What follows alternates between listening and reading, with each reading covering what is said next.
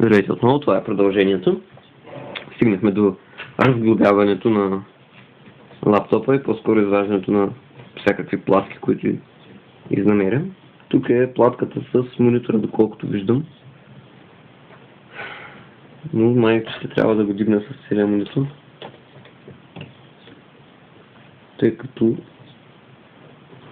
не виждам как точно е прикрепен монитора към този тук. О, не, всъщност виждам. Да, нормална букса е. Странно, тук има някакъв друг кабел.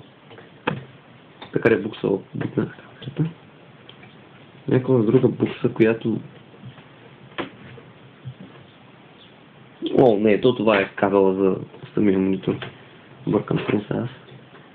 Съжалявам, че с ръката ви преча, но просто с една почти невъзможно. Ето. Това е платката. Тук има кабелче за нещо. Нямам си да представя. Тук имаме малка засечка. Така. Ето това е основният кабел на екрана, който също ще ми трябва. Сега да пробваме да изкараме екрана. Да не останат пикселите в ръцете. Защото тогава вече ще е интересно. Но ние имаме успешно изкарване. Извините.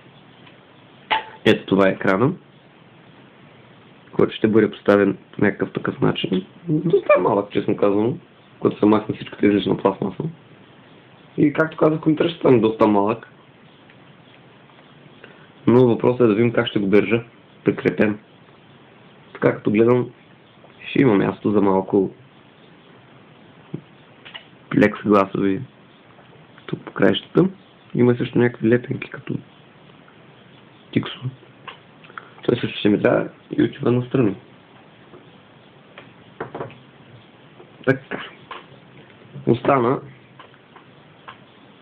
поне останаха дребни кабели. Това тук е уплътнение. Може би и то ще вземем. Да видим сега тези платки.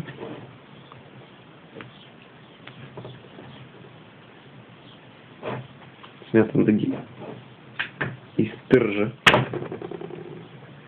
на черния и белия кабел, които ви казах, че нямам представа за какво са, но явно трябват.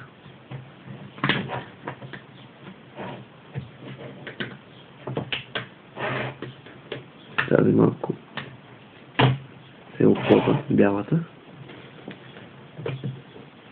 Както казах, щом ги има, значи трябват за нещо. Хубаво да се вземат с лепилото. Така по-лесно ще се върнат на място. Много кабели. Нека да премахнем тонколоните, които не са нищо особено. Ето ги. Това е стандартната, но тъй като лаптопът е вземан от човек и явно колонките са сменени, се чудих защо се чува едната по-слабо. Нещо какъв бил отговора. Те също няма да ми трябват, така че и те се минават. Изкарваме останалата част.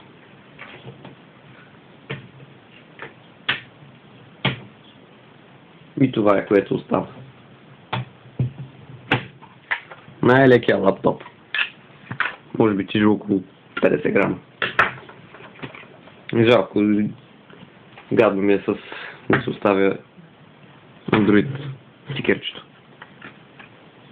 И фактически връщаме това,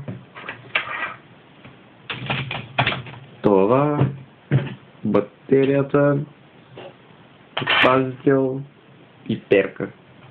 Това всичкото няма да ми трябва. Нещата, които използвам, ще са дънната платка, платката, която е за монитора, която някъде предполагам, че сега ще ги нареда като лего конструктор. Ще стои някак си отдолу на това, прикрита. Щом тук е буксата, значи ще го измислим някак как да я завъртим.